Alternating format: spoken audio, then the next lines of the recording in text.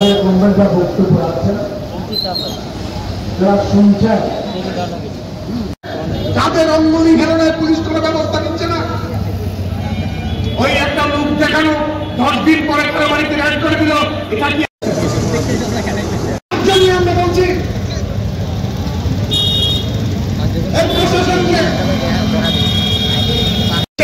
একেবারে সমস্ত ক্ষেত্রে নেশার একটা রমরমা বাণিজ্য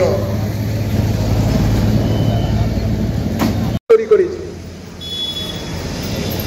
তাদের কাজের দাবি করতে যাতে না হয় না পারে, ধর্নার মাধ্যমে সারা রাজ্যে 7 দিন ধরে 3 দফা দাবি নিয়ে গণ অবস্থান করার সিদ্ধান্ত নিয়েছে। তাতে বেশিরভাগ মহকুমায় 31 দিনের মধ্যে শেষ হবে। একমাত্র ধলাই জেলার 2-1টা মহকুমাতে গত কদিন আগে কমলপুরের শান্তির বাজারে যে অপ্রীতিকর ঘটনা সংঘটিত হয়েছে, একটা অনুপ্রেত বন ডাকার মাধ্যমে তার পরিপ্রেক্ষিতে 2-1টা মহকুমায় পরবর্তী সময়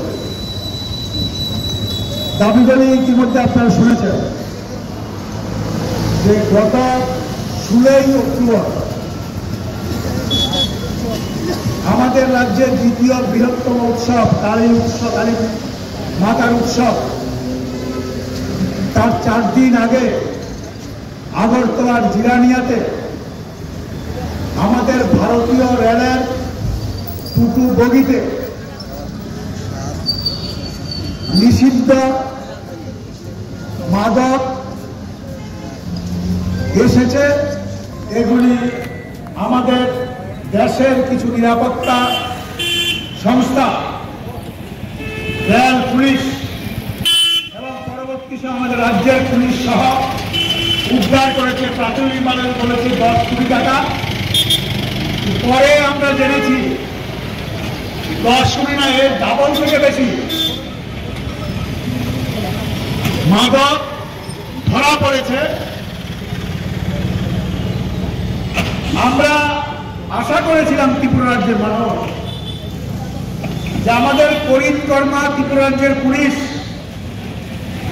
নেশামুক্ত ত্রিপুরা করবে, এই কাজে সরকারের সাহায্য করার ক্ষেত্রে রেলের স্টেশনে 10 কেজি গাঁজা পেলেও সাংবাদিক সম্মেলন করে আমাদের জানান 2টা বগি ভর্তি সরকারি দপ্তরের পরিবহন রেল, যে জিনিস পাঠাবে নাম থাকে, রেকর্ড থাকে, তার কাছে পাঠানোর রেকর্ড থাকে, কিন্তু পরিষ্কার করে সরকারি ওরা এখনো কিছু বলছেন না। আমরা পরে 2 দিন পরে কি দেখলাম, 19 তারিখ 18 দিন রাত্রে দেখলাম কি যে ওয়াগন থেকে যে মাল নামানো হয়েছে, এই সব মাল বাজেয়াপ্ত করা হয়নি। এই ধরা অবস্থায় জিআরপিএফ আছে, আসাম রাইফেলস আছে, জিআরপিএফ আছে, পুলিশের অধিকে উপস্তর অফিসাররা আছে, কয়েকশো আধিকারিক আছে। তার মধ্যে থেকে এই নেশা সামগ্রী আমাদের শ্রমিকদের থাকার জন্য যে গোডাউন আছে, যে অফিস আছে, সেখানে দিয়ে দিচ্ছে। 18 তারিখ সকালে শ্রমিকরা যখন কাজ করতে থাকে, ঘুরে দেখেন এই পেডির মধ্যে নেশা সামগ্রী কালকে যা ধরা পড়েছে তার মতো। তাহলে কি এটা বুঝতে অসুবিধা থাকে যে যারা ধরতে গেছেন আমাদের বরিত্তরমা পুলিশের একটা অংশ, তারা এটার সাথে যুক্ত, এবং তারা যুক্ত না, শুধু এমন লোক যুক্ত যারা ঘোড়া ছোঁয়ার মধ্যে পড়ে না, পুলিশের সাহস না তাদের কাছে যাওয়ার জন্য। এটা অস্বীকার করতে পারবে কেউ? আজকে 15 দিন পরে পুলিশ বলতে পারছে না এই মাল কার, কোথায় এত মাল যাচ্ছে, কার সরবরাহ করতে যাচ্ছে। পত্রপত্রিকে দেখছি তাদের ব্যবসায়িক কুন্দল এই নেশা সামগ্রী নাকি আগেও আছে, এটা ঠিক। যে মাল মোকাবেলা করে প্রতিদিন এই নেশা সামগ্রী আসে। কারণ না হলে 16 তারিখ ধরলো, দুদিন পরে দেওয়া যায় আরেক ওয়াগনে এই নেশা সামগ্রী এসছে।